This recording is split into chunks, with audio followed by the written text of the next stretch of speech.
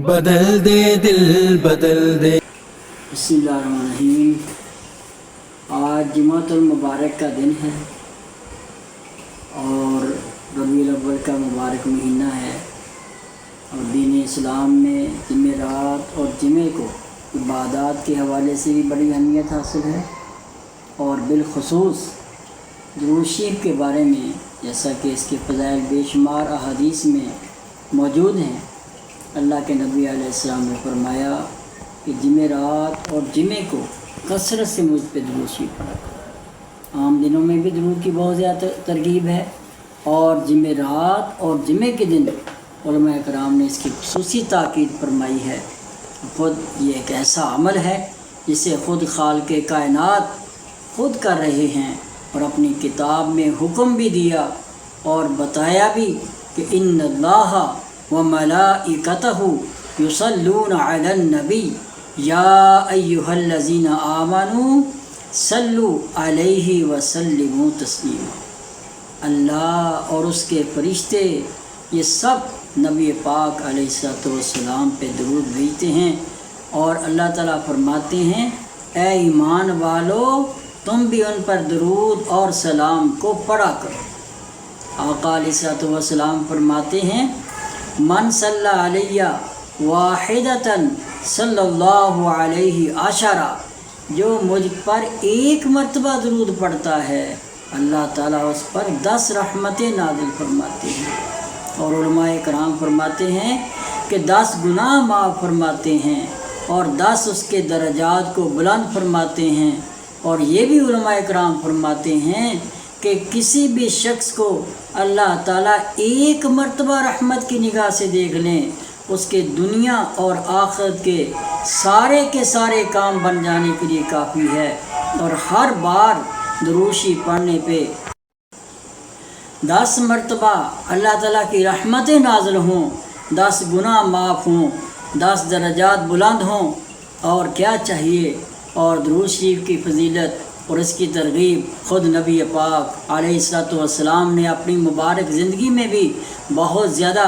فرمائی۔ ایک صحابی عرض کرتے ہیں اللہ کے رسول صلی اللہ علیہ وسلم میں اپنے اذکار میں کیا صرف آدھا ذکر صرف درود شریف کو رکھ لوں؟ فرمایا رکھ لو، اور پھر زیادہ کی خواہش کی تو فرمایا زیادہ بھی کر سکتے ہو۔ اس کی وجہ علماء کرام یوں فرماتے ہیں کہ درود پاک وہ واحد ذکر ہے جس میں اللہ کا بھی ذکر ہے اور اس کے نبی کا بھی ذکر ہے۔ اللہم صلی علی محمد،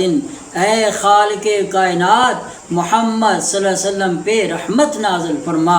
ذکر اللہ بھی ہے اور ذکر مصطفیٰ بھی ہے، اور درود پاک وہ ذکر ہے جو ہم جس حال میں بھی کریں وہ قبول ہی قبول ہے۔ اس کے اندر کوئی قید نہیں، کوئی شرط نہیں ہے کہ اس انداز سے قبول ہوگا، اس انداز سے قبول ہوگا۔ آپ جس طرح بھی جس حال میں بھی پڑھیں گے درود پاک مقبول ہے۔ اور خود اللہ کے نبی علیہ السلام نے ترغیباً فرمایا، اپنی امتیوں کو بتلا دیا کہ ان للہ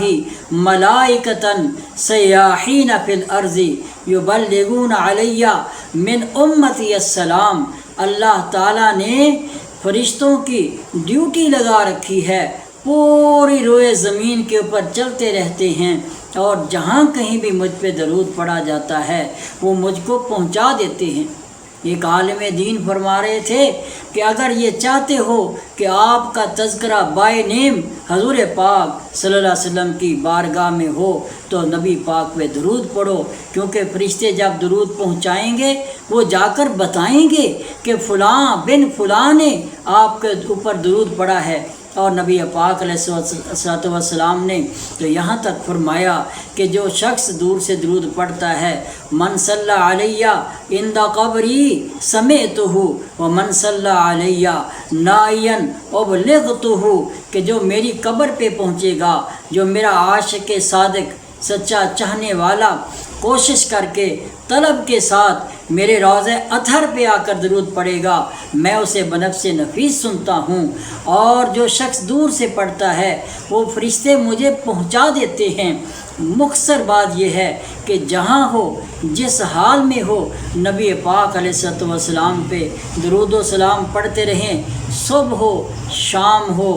دن ہو، رات ہو۔ یہ وہ مبارک ذکر ہے کہ جو ہر حال میں قبول بھی ہے، اور پھر اس کی فضیلت فضائل بے شمار علماء، صلحاء، اتقیاء، صحابہ رضی اللہ تعالیٰ عنہ مجمعین سے بے شمار اس کے فضائل وارد ہوئے ہیں اور ترغیبات ہوئی ہیں، اور جو اللہ کے ولی نیک بندے ہیں وہ اپنے مریدین کو، اپنے چاہنے والوں کو، متبعین کو اس کی ترغیب دیا کرتے ہیں کہ کثرت سے درود پاک پڑھیں۔ تو انشاءاللہ ہم بھی اس بابرکت مہینے کی برکت سے ہم نیت کریں گے، ہم اس محسن اعظم، محسن انسانیت، اللہ کے بعد جن کا مقام سب سے اعلیٰ، وجہ تخلیق کائنات، وہ عظیم المرتبت ہستی جو اللہ نے ہمیں بطور نعمت اس ماہ مقدس میں عطا فرمائی، ہم انشاءاللہ ان پہ درود بھی کثرت سے پڑھیں گے، اور ان کے مبارک اعمال ایک ایک عمل کو سیکھ کر اپنی زندگیوں میں اپنا کر اپنے قلوب و اذہان کو ایمان کے نور سے منور بھی کریں گے، اور دوستوں کو بھی اس سے منور کرنے کی کوشش کریں گے۔ اللہ عمل کی توفیق عطا فرمائے۔ بدل دے دل بدل